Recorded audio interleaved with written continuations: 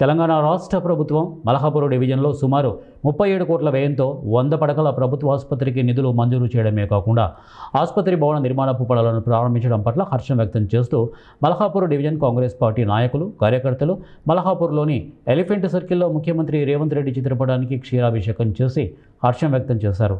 ఈ సందర్భంగా కాంగ్రెస్ పార్టీ నాయకులు మాట్లాడుతూ తెలంగాణ రాష్ట్ర ప్రభుత్వం పేద ప్రజల ఆరోగ్యాన్ని దృష్టిలో ఉంచుకొని మల్కాపూర్ చౌరస్తాలో 100 పడకల ప్రభుత్వ ఆసుపత్రిని నిర్మించడం ఎంతో అభినందనీయమన్నారు. ఈ ఆసుపత్రి నిర్మాణపు పనులు పూర్తయి ప్రజలకు అందుబాటులోకి వచ్చినట్లయితే మల్కాపూర్తో పాటు చుట్టుపక్కల ప్రాంతాల ప్రజలకు కూడా ఎంతో సౌకర్యవంతంగా ఉంటుందని హర్షం వ్యక్తం చేశారు.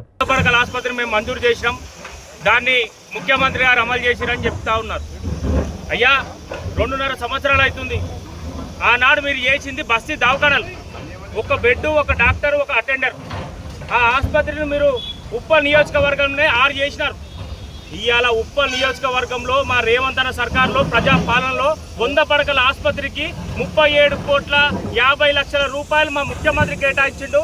మొన్న ఏదైతే మా ఇన్ఛార్జ్ పరమేశ్వర్ రెడ్డి గారి మీద బురద జల్లే ప్రయత్నం చేసిన ఎమ్మెల్యే గారు కావచ్చు, బీఆర్ఎస్ పార్టీ నాయకులు కావచ్చు, దీన్ని మా ఇన్ఛార్జ్ ఆపుతుండని చెప్పి బురద జల్లిరు. మా నియోజకవర్గంలో మా ఇన్ఛార్జు ఏదైతే కలెక్టర్ ఉన్నాడో కలెక్టర్కి వినతి పత్రం ఇచ్చిండు.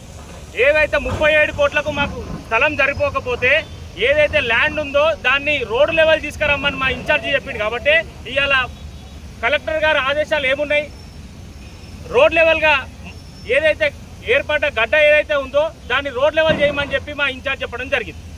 దయచేసి అర్థం చేసుకోవాలి, ప్రజా పాలన అనేది ప్రజల వద్దనే పాలన. ప్రజలకు ఏదైతే అవసరం పడుతుందో దాన్ని అమలు చేసే తత్వం మా రేవంత్ అన్న సర్కార్ది, మా ఇన్ఛార్జిది. పడకల ఆసుపత్రి ఏదైతే మన ఎంఎంసీ ప్రారంభోత్సవానికి వచ్చిన ముఖ్యమంత్రి గారు అక్కడి నుంచి స్పెషల్గా ఈ భూమి పూజ చేశారు.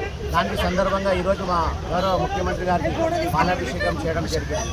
అదేవిధంగా మా ముఖ్యమంత్రి గారి కృషిలో మా పరిరక్షణ సహకారంలో మల్లాపురం డివిజన్ గత 10 సంవత్సరాల డెవలప్మెంట్ ఈ 2.5 సంవత్సరాలు చాలా బాగా జరుగుతుంది. అదేవిధంగా నేను ప్రజలకు ఏం తెలియజేస్తున్నా అంటే ఒకసారి మీరు ఆలోచించండి, ఈ 2.5 సంవత్సరాల్లో మేము ఏమేమి తీసుకొచ్చాం మా గవర్నమెంట్ తరఫున, మా కాంగ్రెస్ పార్టీ తరఫున మా రేవంత్ అన్న ఇచ్చిండు.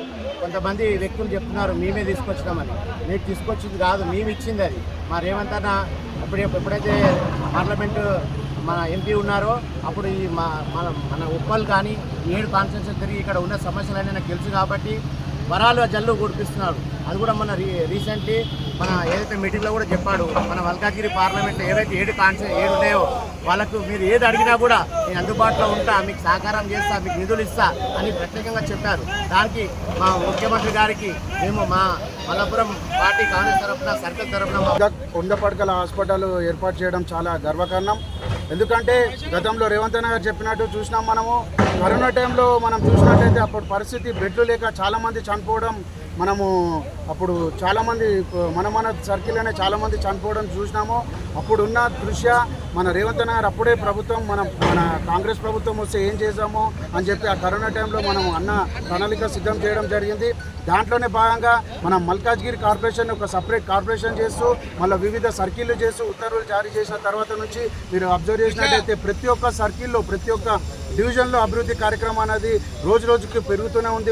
రోజు రోజుకి ఫండ్స్ అన్ని రిలీజ్ చేస్తూ ఒక డివిజన్ అనేది ఒక పెద్ద స్థాయిలో ఏర్పాటు చేసి ఒక కార్పొరేషన్ పెద్ద స్థాయిలో ఏర్పాటు చేసి డివిజన్లన్నీ డివిజన్ పెంచితేనే మన అభివృద్ధి ఇంకా ముందుకు సాగుతుందని చెప్పే దృష్ట్యా ప్రతి ఒక్క సర్కిల్కి ఒక 2 కానీ 3 కానీ 100 పడకల హాస్పిటల్ ఏర్పాటు చేయాలనే ప్రణాళిక రేవంత్ అన్న తీసుకోవడం జరిగింది. దాంట్లో భాగంగానే మన ఉప్పల్ నియోజకవర్గంలోని నాచారం సర్కిల్లోని మల్లాపూర్ డివిజన్లో 100 పడకల హాస్పిటల్ 37 కోట్లతో ఏర్పాటు చేయడం చాలా అందరికీ మన అదృష్టం అని చెప్పుకోవాలి. ఇలాగే మన